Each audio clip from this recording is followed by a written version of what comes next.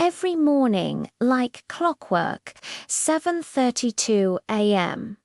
The number 19 bus would pull up to Maple and Fifth, and every morning I'd be there, standing in the exact same spot. Earbuds in, hazelnut coffee in hand, pretending not to look at the second row of seats as I got on. But I always looked, because every morning she was there. Same red scarf, same oversized grey coat, always in the same seat. Second row, aisle, legs crossed, a book open in her lap. Her eyes would be glued to the pages, completely lost in another world. I didn't know her name. I didn't even know which stop she got on at. I just knew she was always there when I boarded. She never looked around, never made small talk. She just read, quietly, comfortably. I'd seen her cry once, reading something that must have been heartbreaking. I'd also seen her burst out laughing on a Tuesday, snorting tea through her nose. I pretended not to notice, of course, but she laughed even harder after that, and I knew she'd caught my stolen glance. I didn't know much about her, but I knew this. I was completely, ridiculously interested in the girl sitting 2 seats away. I even changed my entire morning route just to catch this specific bus. I'd been doing it for 6 months, and in all that time we'd never spoken a single word. Let's just say I wasn't brave when it came to romance. If fear of rejection were an Olympic sport, I'd have a gold medal. I once spent 3 months flirting with a barista by just tipping extra, and I nearly fainted when she finally asked if I wanted to try oat milk.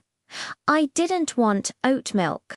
I just wanted this girl on the bus to say hello, or smile, or just notice me. And then, one rainy Thursday, it happened. The bus was late, people were grumbling, umbrellas were dripping everywhere, and I'd already dropped my coffee twice. When the bus finally showed up, it was packed. The kind of packed where you feel like you're sharing oxygen with 5 other people. I squeezed on.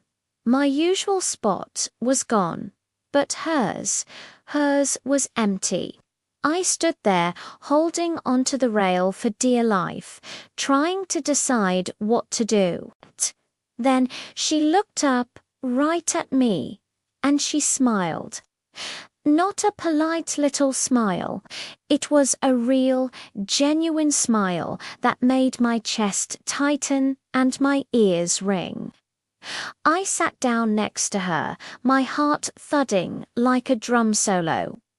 I had no idea what to do with my hands, my face, my entire existence.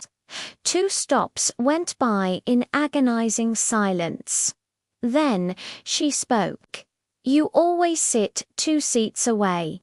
I turned, completely stunned, too. "You noticed?" She closed her book slightly. "You hum when you're thinking. It's always at the same part of a song. Something classic rock." I blinked. "Queen. Somebody to Love." She grinned. "I thought so." I started timing my page turns to your humming. I laughed. "You're kidding." She shook her head. "No, you're kind of like my personal soundtrack. It's weirdly comforting." I could feel myself blushing so hard I thought my ears might melt. "I've been meaning to say something," I admitted. "For like, forever. But I figured you were busy reading." She held up her book. I've been reading the same page for 10 minutes, hoping you'd finally say something. Oh, I cleared my throat. Well, mission accomplished. We both laughed. And just like that, the crowded bus didn't feel so crowded anymore. We talked about books, music, how terrible the bus heater was, and why hazelnut coffee was, in her words, a crime against humanity. "I'll switch to vanilla," I offered, half joking. "You don't have to," she said, "but I'd sit next to you more often if you did." Her stop was coming up. She started packing her bag, then hesitated. She pulled a pen from her coat, took my hand, and wrote her number across my palm in neat handwriting.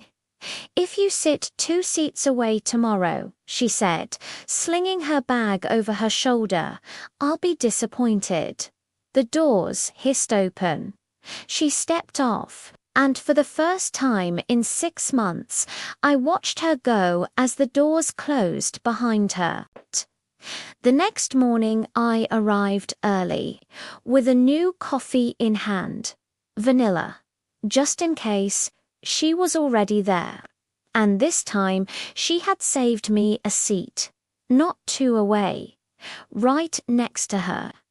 Thanks so much for listening to this story. If you enjoyed it, please hit that like button and subscribe for more content just like this. See you in the next one.